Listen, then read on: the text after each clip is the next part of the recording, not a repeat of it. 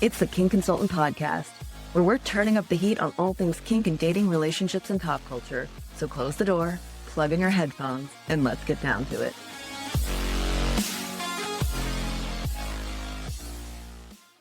Hello, and welcome to this week's episode of the Kink Consultant Podcast. I'm here with my own Dom. Welcome. Hey, thanks for having me. Thank you for agreeing to come on and answer all of the questions I have for you today. So we are going to talk about our personal DS dynamic and your role as my Dom, but also just your experience in the kink community in general. Totally fair. So I have some of my own questions, but I also sourced questions from Instagram. I put up an Ask Me Anything, so we got about 40 questions, and we're not going to be able to go through all of those. We actually got all the good people of Instagram coming around. Yep. Lots of good questions for you. I'm curious about your questions. These are going to be interesting. We're going to start with questions for you. Okay.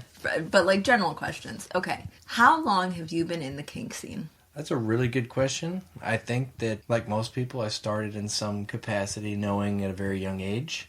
Definitely been online lying about my age for a lot longer than I should have been in certain forums, chat rooms, sites, things like that, where you may or may not have to have been 18 and lied about it. What sites? Various sites. Spanking Tube was one of the big ones that I got into at a young age. A lot of Google searches and stuff like that. Found stuff through different various porn sites and stuff. And then finally, spanking being my biggest kink kind of led that direction early on. When you were younger, did you understand that spanking was your biggest kink? Yeah, I think so. Like, that was always where my mind drew to. Like, always growing up. That was what I wanted before I even wanted to kiss a girl. I was like, no, let me spank her butt. Like, that's what I'm interested in. I literally talk about that in an episode. Like, growing up, I wanted boys to spank me and not kiss me. Yeah. Understood. Okay. So you've known from a really young age. There was no, discovery. But, okay, did you know it was a thing that, tied into your sexuality and your sex life? I don't think I quite understood what my sex life was, anything else like that.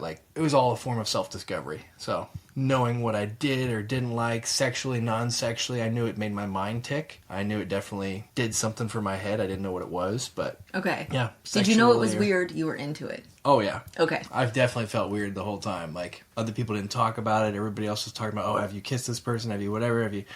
What base did you get to? I'm like, what base is smacking somebody's butt? Because that's the base I want to get to. I don't think that's on the... I think I'm playing cricket and not baseball at this point. I don't quite know how this works because cricket involves a paddle, I'm pretty sure. So maybe that's my game. I equate spanking to hugs, but not the type I like. I'd say second base. Okay. If I had to put a base for it. With pants, without pants. I mean, it all changes. Isn't second base touching someone's boobs under the bra? I couldn't tell you. Oh, I don't know either, actually. Okay. But that's what I think it is. Figured, yeah. I know what a home run is. Well, that's sex. Yeah. Yeah. Then what's third base? Naked, oral, I don't know. Listeners pitch it. Yeah, please, comment below if you have the answer. We are so bad at normal sex things, because, I... Tried to do normal sex things, it didn't work. It's fine. Okay, what age did you spank did you give your first spanking? 15. Okay, yeah, I got my first one at 14. Okay. Rub it in.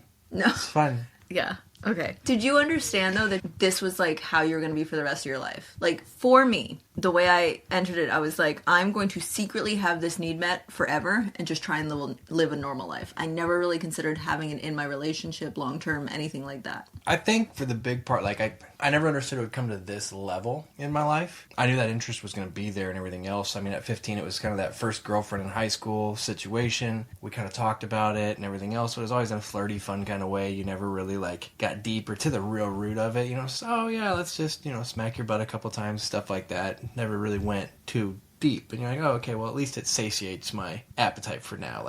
That might just be all of it, and then we'll just have a normal vanilla relationship outside of that, and it's fine, and I'll just continue to watch the videos and things like that get me later, and yeah, it was all fine. So knowing that I needed it that capacity wasn't even on my radar at that time. Was she into it? No. Not at all? She would do it for me, but it wasn't... her thing. Yeah. Yeah, understandable. It's not everyone's thing. When did you start, if ever, identifying as a dom? So... obviously, you join the FET life, and yeah. you have to at that point. establish who you want to be and everything else. And it's kind of fun because you get to pretend who you are. Just walking in the door, you're like, oh, well, I identify this way, so that obviously makes me a whatever. So I was definitely the internet dom for a little while, the dom by title. And I was like, oh, well, I'm a dom, so obviously anyone who's a sub has to instantly respect me. Because, no way. Oh, that's the way it went in my mind. And it's like, how old were you? Oh, I was young. I think I found FET when I was like 21, 2. Well, I was young and naive. I mean, I dated the girl until I was early 20s, so it was right out of that relationship, and I was still the one person I had been with and hadn't really talked to the dating game, the world, the scene, any of that stuff, so I was totally new in all of it. I was stupidly married at 20, so, like, I had my own bad takes on how things should go or how things were. Okay, so you came into FET life and you were the dom. How did you figure it out? Because I think there are a lot of people, and a lot of people ask me this question of, like, real doms, how to train a dom type of thing. Like, so obviously you were teachable. How did you learn? I originally started on Spanking Tube, and I was elated whenever I found FetLife, because FetLife you can actually search in your local area all of the kinksters that are actually around you, which was such a helpful thing. And then obviously everybody pretty much has their whole list of kinks and fetishes and things on there that, you're like, oh, okay. So I, naivete, didn't really look for anything but something that said spanking. Like, I didn't give a crap what anybody else was into. I wanted somebody who was submissive and into spanking, and just started messaging people. Just blanket sending things like, hey, I noticed you're into spanking. I'm also into spanking. Do you want to X and Y and Z? And I actually had really good responses because I walked into it with the mentality of learning and ignorance. Yeah. Literally would walk in and say, hey, I'm very new to this. Just found this site, found all this, like, have very little experience, but I would love to do it. So can we talk? And and had great responses from certain people. There were a lot of older members in the group, older meaning just more established, that had a lot of good words of wisdom, things like that, things on how to approach, respect, that kind of stuff. All of those kind of people actually kind of led me in a right direction of like, hey, maybe do this, maybe attend certain functions and things. I've never really been one for public functions and things like that. I enjoy my play more in private settings, but they were all welcoming and everything else. They introduced me to local munches and things like that I never attended, but they were all so welcoming to the idea of everything. And then how to talk, how to approach, those kinds of things. You did all of the play privately. I did. You never went to any educational events, any parties? Nope. Starting. You were like finding people on FetLife. Did you meet up with anyone who you messaged that way? I did. I've met with a few people at FetLife. Not a ton, but over the last few years, there have been a decent number there. Okay. Obviously, the more accreditation you get, the less creepy you look like online. If you're just a guy with 2 photos of yourself online and nothing really behind it other than saying, hey, I like this, doesn't go so well. But the more posts you make, the more things you become a real person, less of a threat. And like the more friends you make too. Friends, you get tagged in a couple things, you write a couple things. Pictures are a big thing. Keeping things current is a huge thing. You want to share pictures both currently of yourself, but maybe even of play partners and things like that with consent from those people, if they're willing to allow you to share those kinds of things. It says, hey, look, I do have other people that allow me to do this with them and enjoy this with them, and they trust me, so maybe you can too. That's good tips for FetLife. One of the big things is approach the way you would want to be approached. I mean, approach with the same respect and gravitas that you would respect in somebody else, and just approach it like you would real life, not online. Don't be a online keyboard warrior, because you can. All of that makes sense, except you didn't go to classes. Did you find a mentor? Like, how did you learn how to do the things? Because as someone who's experienced you doing the things, you're quite good at it. Skills-wise, you are very good with impact play. All implements you've used, you have amazing aim. That alone, okay? Do you think the power play part comes naturally to you? I think it comes naturally. I mean, I am an influential and dominant person in my regular life. I deal with things regularly in my life. I think it allows me to approach things with the same logic and intensity that I do, both in my personal life and my real life. So that's helpful. And I think everybody has their own personality. I mean, for the doms, every dom has a different way about them, everything else. I don't even call myself a dom. I don't like the title. Like, it just doesn't work in my head the way it does for other people. Like, just in me. It's who I am. Okay, but I feel a role. I understand. I understand the label would fit. Yeah. No, but I know. I remember because I'm the one who told you. I was like, oh, you are a dom. Like, I've never called myself that. No. Except, evidently, on FetLife at 21 years old. Yeah. Okay. And since then, now I have no title on Fet. You don't? Okay. Literally, that doesn't even say anything. It doesn't Label me as anything. Okay. Was there a moment where dominance finally clicked for you, though? You knew this. You were learning stuff on FetLife. Was there a moment where you felt like, I'm really getting this, or I'm good at this? I think for me, it was actually meeting with people who had similar interests. And believe it or not, that happened more from the vanilla world than it did from sites like FetLife and things like that.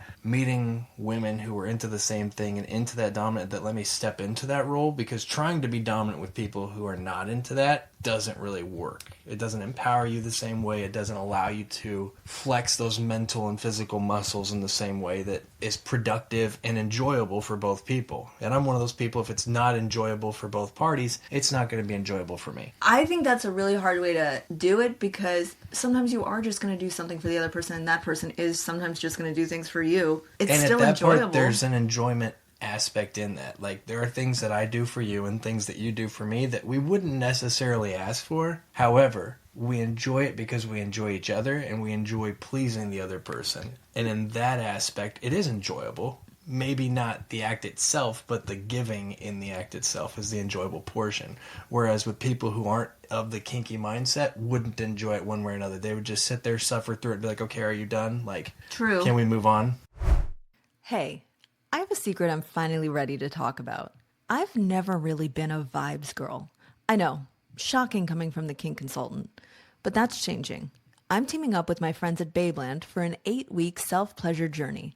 Every Friday, I'm trying a new toy and sharing what I learn about my body, my pleasure, and what actually feels good. If you want to follow along, check out my Friday Vibe series on Instagram and Substack. And while you're here, check the show notes for my most recent review. Keep on kinking on.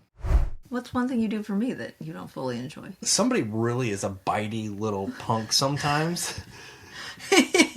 Hey, okay. Yeah. All right. I'm not a big fan of it. But You're not a fan of me biting because it hurts. And equally, some of the things that I do for you that I don't enjoy are going to certain pain levels that I don't fully enjoy, but I do for you. Mm-hmm. Okay. All right. We're giving in equal ways. This is a question I don't think I've ever asked you because I've experienced it, but like, would you be able to describe your dominant style? We've talked about this. I think you're strict. You do not think you're strict. I don't think I'm strict. I also think I have more of a quiet dominance than a loud dominance. Like, my dominant style is never, like, loud and overly assertive and, like, people walk in, like, you know, it's not that way. I'm more like, sit back, let things go unless I'm needed. Once I'm needed to step up and take control, then there's control taken. But for the most part, like, let things go, gentle directions and coercions, and then if I see a need to step up, then we step up and make something happen. Okay. How would you define our dynamic? I mean, I would say that Dom-Sub is probably a good dynamic descriptor, but I don't know. My definition would be it works. That's the long and the short. It just works. Okay. Sort of, right? Yeah. But, like, we didn't just naturally make it happen. We talked about a ton of things, like our views on it, and it did just work. We lined up on a lot of things, and I think that's how we're here now. But I think that there were certain values we both had. For example, I am not a bratty sub. There are bratty tendencies. You are overly not a bratty individual. However, you have bratty tendencies when looking for certain attentions. I don't know. We just created a new label for you as punk-ass princess, which encompasses a better embodiment I'll take that one. of... Yes, that's actually a really good one. Okay, fine. But you were looking for a good girl. You didn't want a brat. You didn't want a little. There are, like, multiple different types of submissives that I could have been. And, like, that was part of it. And I think our dynamic kind of, that's why it's, I guess, most simply put as Dom-Sub. Okay, do you believe all Doms have the same responsibility? Like, there's a level of responsibility that all Doms need to have? I think the number one thing about being a Dom is you need to have the interest or best interest of the other person in mind whenever you're doing whatever you're doing. Whatever your dynamic is, whether it's a single-time play partner, whether it's, you know, weekend warrior type plays, whether it's just kind of casual, whatever it is, you cannot take advantage of the other person because of their submissive role. That's the number one thing in a Dom style that I'm like, it doesn't matter what your style is, it doesn't matter who you're with, it doesn't matter what your dynamic is. The number one thing is there has to be respect, and the number one thing is, as a Dom, your job is to be the leader of whatever it is. So if you're going to be that leader, you need to do it in a healthy way. That's the number one thing that needs to go across the board, no matter what happens. That's it. Okay, so what does leadership mean to you? To me, it depends on the relationship. In our relationship, being a leader is making sure that you're safe. making sure you're taken care of, make sure you feel seen. Simple little things like the vanilla world of making sure you're eating right, drinking our waters. We do a good job of looking out for each other in those kinds of ways where it's lead by example of, I want you to drink enough water. Well, I need to make sure I drink enough water. I need to make sure, oh, you're being safe. I need to be safe. I want you to check in. I'm going to check in. So for those kinds of ways, I lead in those ways. Just try to take care as best you can. Take care of the people around you or everything? The people that you're supposed to, like me, take care of you. The world around me, you have your own things, your own business, your own podcast, your own world that you need to take care of. My job isn't to take care of your business. That's your job. My job is to take care of you. And the better I take care of you, the better you can handle your world. That's true. So there is stuff in your life that I try to take care of, like making sure sleep schedule's enough, making sure there's water, making sure we're looking out for each other. Those kinds of things, and then allowing you to go into the world and be the best version of yourself you can be. Hey Kinksters, if you've ever held back from sharing your desires because you were afraid of being judged or shut down, this is for you. I'm hosting a live 1-hour workshop called How to Tell Your Partner Your Kink on Wednesday, December 3rd at 8 p.m. Eastern Time. You'll learn to communicate your desires with confidence and clarity so you can feel seen and connected instead of anxious or misunderstood. It's just $26, includes a workbook, and it's happening live on Zoom so I can answer all of your questions in real time. Join me and learn how to express what turns you on in a way that builds trust and intimacy. RSVP at amandadames.com or use the link in the show notes. Okay, that's all really good points. And I actually want to walk back calling you strict. You are consistent. That is what you have going. Like, it's not strict, it's actually consistent. So, like, you don't falter on if you say something is a certain type of way, that's it. You're not going to change. Like, another 2 weeks, it doesn't change. And if it does, we talk about it. And that consistency can be hard, too. Like, so listen up, peoples of the internet. Yes. It's hard. You have to be consistent, but you have to be able to approach things with a learning style. I mean, we had a little issue the other day where we were being consistent. Everything was in dynamic the way it should have been, but we just weren't clicking in the right way.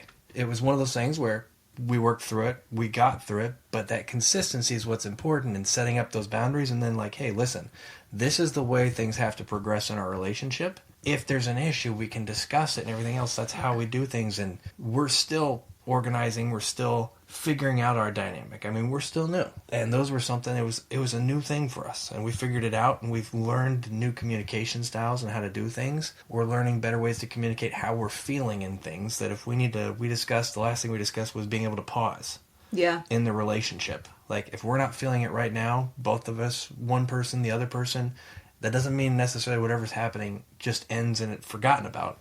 But literally putting a pause on it, allowing both people to process, come together in a coherent and easier manner and tone, figure out what the best course of action forward is. And it's super healthy. I think it's something that's going to be super great for us. I agree. The one thing I took away from that time was you reminding me this is the dynamic we agreed to be in. Because it was like, it's really easy for me to play the victim mode in my own head of like, this is terrible, I hate this, why am I doing this? Like, because I do sometimes think it's like playing life on hard mode, and then you just coming to me and saying, this is what we agreed to before I even voiced any of my things was helpful, because I was like, yep, we did agree to this. And the second thing is, this happened months ago. We were having sex, and I don't know what I did. One of the rare occasions I was bratty. And you... Rare. You stopped us having sex, and you maybe got some implement to punish me with, and I remember genuinely feeling bad. I was like, he had to stop having fun because I did something outside of what we agreed on, and then it's like stopping fun for both of us, and I kind of felt guilty about it, and I said something, and you were like, this is what I signed up for, as in what you had signed up for, and it changed the way I thought about our dynamic too, and just how we relate to each other, because I'm like, oh yeah, when I do something, I can't push you in a direction because you will stay true and consistent to your role, and then I am fucking with that by being a brat, and it kind of made me realize, like, you didn't sign up to be in a role with a brat, a dynamic with a brat, and again, it was just one of those rare occasions, and I credit it to why I'm less bratty overall, because you are consistent, and I'm like, there's no point. What's funny is I remember the exact instance. I remember the whole way it went down, everything else. I don't remember what the behavior was or whatever it was. I remember it was one of those things, like in our dynamic, once punishment's over, it's over. And as soon as we were done, you were like, can we go back to having sex? I was like, yeah, we can. Like, we can go back to this now. Like, if we're both in a good headspace and everything, like, we're done. We're clear. The slate's wiped clean. Like, we're moving on. And it was just like, huh. Like, that was something new to me. Like, I'd never been in that position before where it was like, okay, we just got through this and somebody wanted to be like, hey, can we go back to this? Like, that was new. And I processed it. Like, I had to go through my head. I was like, yeah, that is okay. Like, we're done. This is over. Like, moving forward. Okay, what did you have to learn about me, either as a person or as a submissive, that changed the way you lead or helped you be better in your role? One of the big things for us is communication styles. We're not 100% authoritarian in just the way we do things a lot of the times. It's not just a do this now because of X and Y and Z or things like that. A lot of it is approaching things with a certain gravitas, a certain... Respect, yeah. And just an understanding. Like, if somebody's in a bad headspace or, you know, having a hard day or whatever, it's how we approach things and how we talk about things, and the way we approach and talk about things is huge. Okay, but was that me specific? Like, did you have to adapt to me at all in that way? Because there are ways I think you did have to adapt to me. Like, I think... do share. And I think that you still get really frustrated with me at times. I don't know why. I'm perfect, but... No. Punk-ass princess means nothing. It just, yeah. No, but do you even know what I'm referring to when I say that sometimes you get frustrated with me? I'm trying to think. Like, we've definitely had arguments. I think it's worth noting we're long distance. Like, we visit each other, but it takes time. So a lot of our conversations it's strenuous to be on the phone and having to talk through things and not actually be close to each other. And we're actually going to talk about long distance and how we keep our dynamic going through that. But is there anything specific you had to adapt to with me or get used to? I don't think so. Nothing comes to mind immediately. Like, nothing outside of what a normal relationship is. So, like, you get to know someone, you get to know how they communicate. Yeah, that's the fair. big things. Is just learning communication styles. Learning what's important to the other person is a huge thing. Like, being on the phone is important to you. I hate being on the phone. That's one of those things that I sat down. I said, no, if this is going to be the person I'm with and we're going to do this over distance, like, I'm willing to make the sacrifice of being on the phone. We both really also enjoy having the other person to talk to all day. So we text quite a bit through the day, share random things, little clippets, the amount of Instagram reels and things like that I send that you don't respond to. Hey, Kinksters. If you and your partner have been craving a deeper, healthier, and more connected DS dynamic, this is your sign. I'm hosting an exclusive couples retreat right here in Las Vegas in March 2026. It's a weekend designed to help you build or refine your dynamic with clarity, confidence, and real tools that you can use long after the retreat ends. We're talking communication foundations, power exchange structure, hands-on practice, and the kind of intimacy that brings couples back to each other in a whole new way. This isn't a one-size-fits-all program, so we're only accepting couples who are truly ready to do this work. That's why there's a waitlist and application process. If you want first access and a chance to claim one of the limited spots, join the waitlist now. Head to amandadames.com/beta waitlist or click the link in the show notes. Get on the list, apply, and come build the dynamic you've been dreaming about. What's been your favorite moment of getting to know each other or our dynamic so far? That's a really hard question there, Punk. There's a lot of good moments. I don't know. Probably chasing you down a hallway to pick you up and carry you back to the hotel room. Oh, that was good. On our first weekend that we'd ever known each other. Like, we weren't even dating at the time, but she was still being a punk-ass princess. One of the, like, threw an implement across the room for whatever reason and ran out of the hotel room, thinking she could get someplace. She runs like she has 2 left feet. Stop it, you're really and fast. And club legs. You are taller than me. I'm 5'5", you are 6'2", you can run faster. That's why. I was not a slow runner. You weren't fast. Okay, I'll give you that. I also was not fast.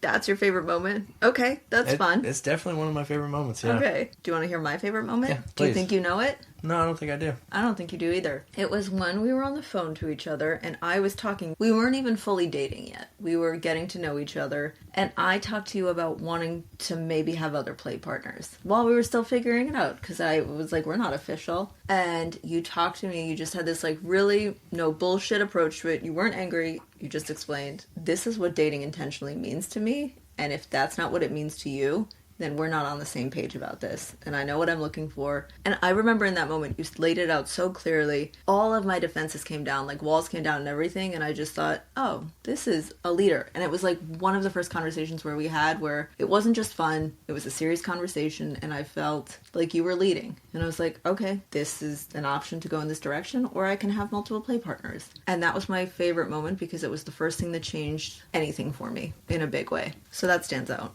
I like it. Okay. Wait, I do have a question though. How did you get good? I asked you this earlier. I mentioned you're really good at impact play. Like, how are you so good with a belt, a strap, a cane, all of the implements? Precision. Did you practice on a pillow, a person? Or is there some poor bottom out there that got like totally fucked up because you were learning how to aim? I don't believe I've ever fucked up a bottom in ways it shouldn't have been messed up. I mean... Okay, that's a fair way to put it. Yeah, like I've messed up plenty. I have a lot of practice. I made my first paddle before ever even owning or swinging one, and wielded it pretty well, I thought. But Would the bottoms you've played with agree? I would think so. Is it the round-headed one? Oh, okay. That's the one that says "Spank me, sir" across it, and it's really long. It's I know the one. Basically a principal's paddle style, just thinner, not fair. as wide. No, you're very good with a cane. In my pro days, I was very good with it. It's been years since that. All right, a lot of people want to know, how do you meet a dom? A little bit about how we met. We met at a convention. Yes. For Kink, and we didn't talk online before it. There was a welcome event at a bar, and we were both at the welcome event being social. I walked up to the bar to order a drink, and you introduced yourself. That was it. There was like nothing special. That was the fifth. It was Oasis, which is a spanking event in Las Vegas that happens twice a year over like Labor Day weekend and whatever the February one is, President's Day weekend. That was my fifth one I'd gone to, and then I met you. So I'd been to a couple and not really met someone who I dated or became my dom. And then I'd also been to TASP and multiple other spanking parties, like one-night parties that had happened in New York City. I went to a lot of events before I met you. Like, invested a lot of time, money, traveled. Had you gone to many of those events? No, like I said before, I was not much of a public player. I have been to one TASP, I believe it was 2022. This Oasis was only the second national event or even public event that I think I'd been to. Everything else has been private play in some capacity, you know? Yeah. Always finding people to play one-on-one with. I had a couple of sessions where there were 2 women, but nothing public. It was always in private homes and things like that.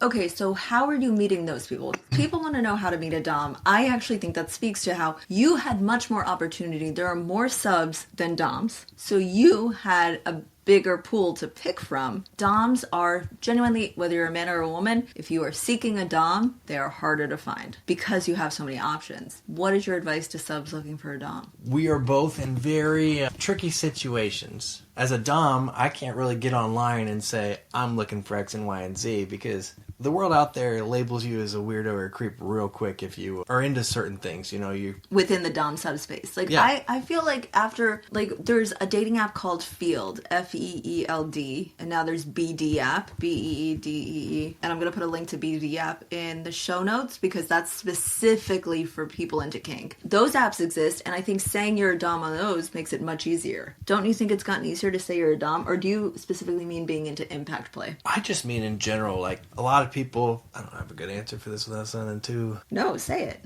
The Me Too movement, plus all of the feminist movements and everything else, really made it hard as a man to come out as a dominant individual for a while. Because you instantly got cancel culture. I mean, just instantly turned you off.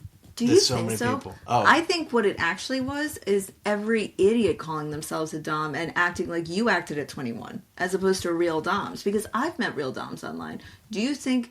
Okay, that's fair. I'm a sub looking for something specific. I'm not trying to...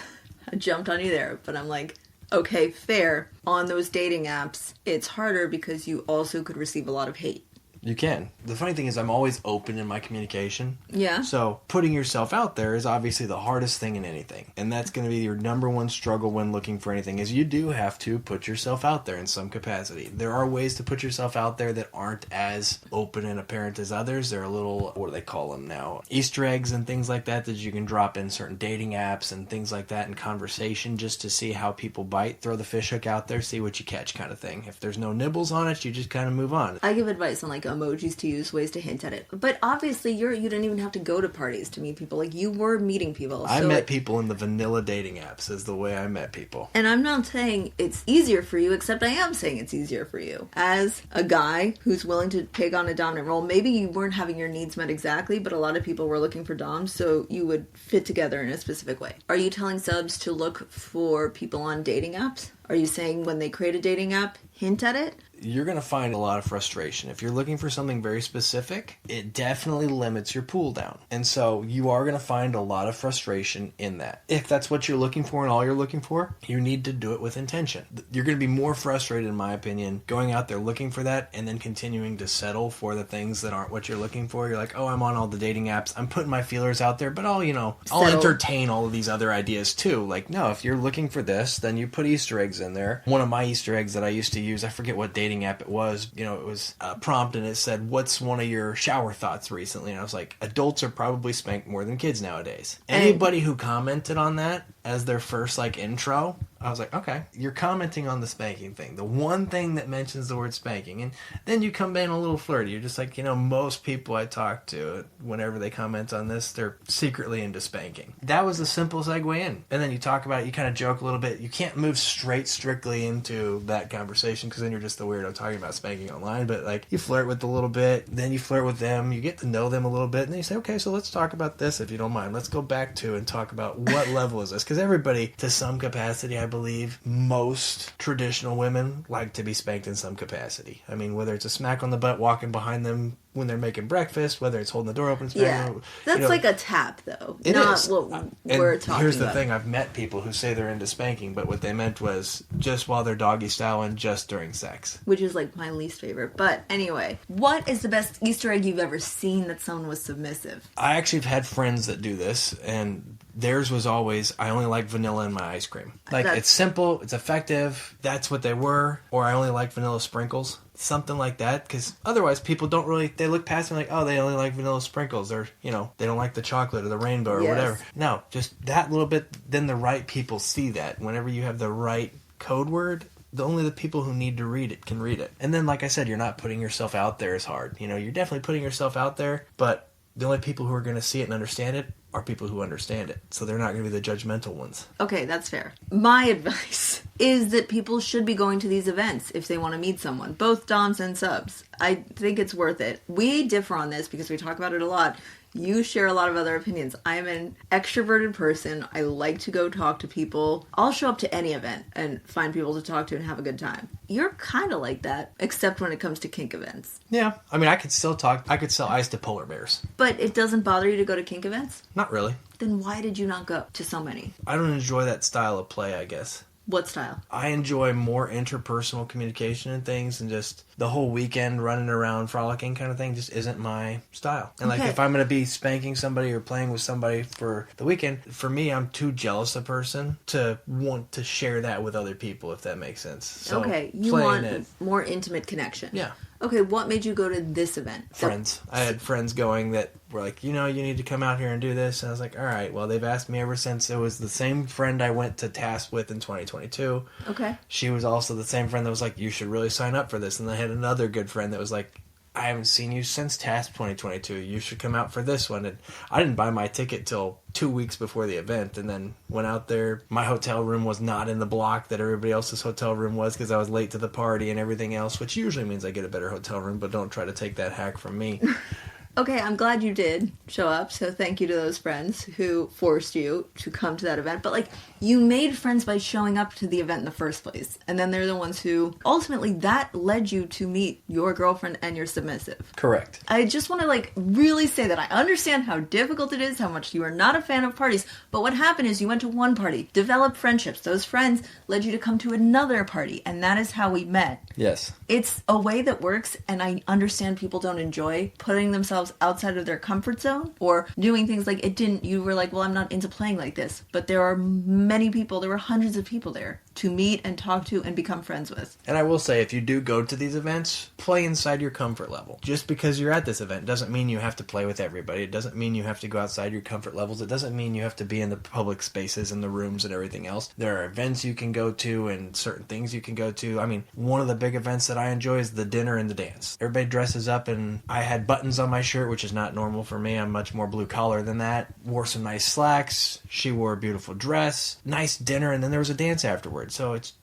like social. We're going back to prom, and just there was nothing kinky about it necessarily other than the people you're with. And that is something I enjoy, is meeting people of like mind that you can be yourself about. You can joke about certain things that you can't joke about with your vanilla friends and things like that, even if you're not necessarily playing in that direction. Because we would go out and, my favorite thing about that weekend that we met was not necessarily being at the event, but meeting people at the event and doing what I would call vanilla activities in the real world with kinky people. Exactly. Thanks for saying what I wanted you to say. Mm-hmm. Yeah. I'm being trained, apparently. Yeah. I believe that. I think that both people train each other. You teach people how to love you. I think you also teach people how to dom you and how to submit to you. And I think we're all in training. Anyone who's entering into a relationship is in training. More advice for subs then, because that's like what I want to understand. What do you think makes a submissive easy or difficult to lead? Like, I think that's another thing. I speak with a lot of submissives. They're like, I want a dom to be X, Y, and Z. And one of the things I do is I talk to them about how it's a relationship, so you have to compromise on things. Like, what have you seen makes it easier to lead or be dominant or like speak to the communication of it? Here's the biggest thing in any relationship, period. Flexibility. And we're not just talking about in the bedroom, we're talking about everything. You need to be flexible in the way you communicate, how you love, how you care, all of those kinds of things. And this doesn't mean on everything. To be in a true relationship, if you want to be in something long-term with somebody specifically, you have to understand what you're about, who you're about, figure out what your non-negotiables are. Those are things that you're not flexible on.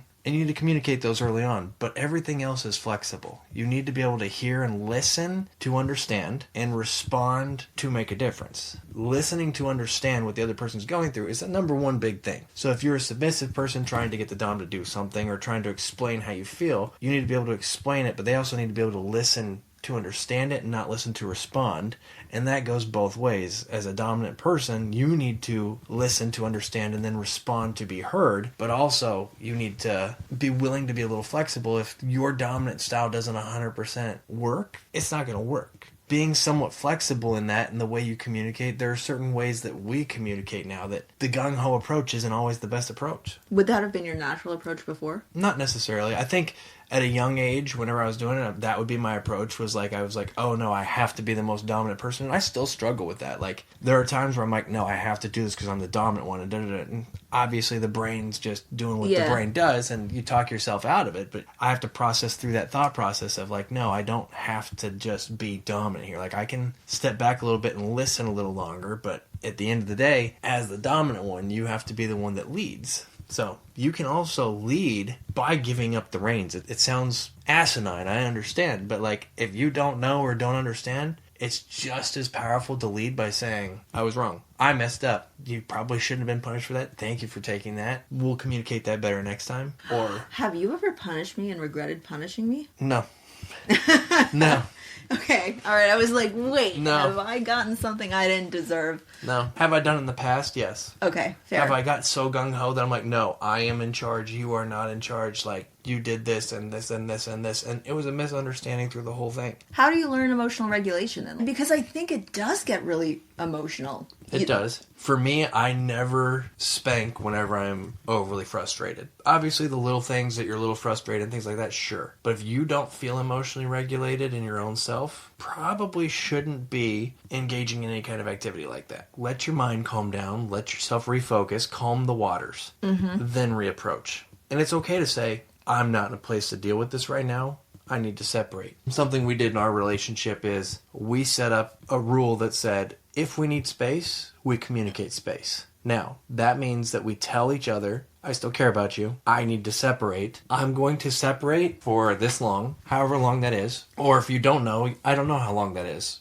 but we have a rule that we check in every morning and every night, regardless of how we're feeling. Hey, I'm still needing space. I still care about you, but I need space. And then the next morning, slept it off, still frustrated, still need space, still care about you, moving forward. Which is really hard, though, still, to know. It sucks. That, like, because it's happened on both sides, I think. To know that, essentially, you have fucked up, the other person is annoyed at you, but also understands they need to process through it before they come back and have a regulated conversation about it. It's like a punishment in itself that's not meant to be a punishment at all. It's literally like, this is the healthiest thing for both of us. Right. And I think giving each other the space to do that is a way, I think we've both grown. Because here are things that I have never, and seriously will try and hold myself to, will never do with you.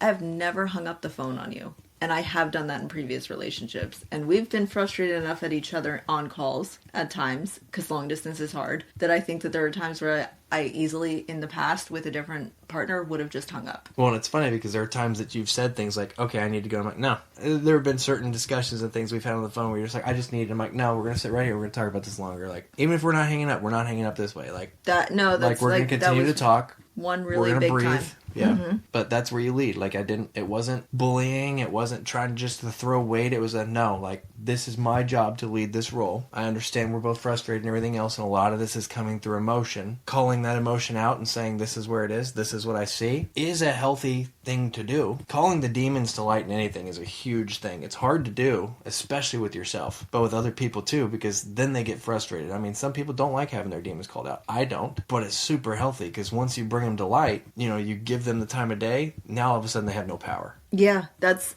on both sides. It's kind of calling each other on their bullshit, but like in a really loving way. Like, hey, you're being this way because of X and Y and Z. You're frustrated because you haven't slept. You're doing this because of this. There's trauma coming out from your past that's doing this and this and this. And it's causing this. And if we, can't push through this right now, then we need to slow down what this dynamic is doing in this instance. Like, if this is going to push you more into trauma, let's slow down. Let's pull back a little bit. But this is being triggered because of this. And calling those things out allows you to then understand the emotion, process the emotion, and better navigate the emotion in the next train. Here's one thing that I will say. You are scarily good. It was one of the things that attracted to you at first. Scarily good at reading people.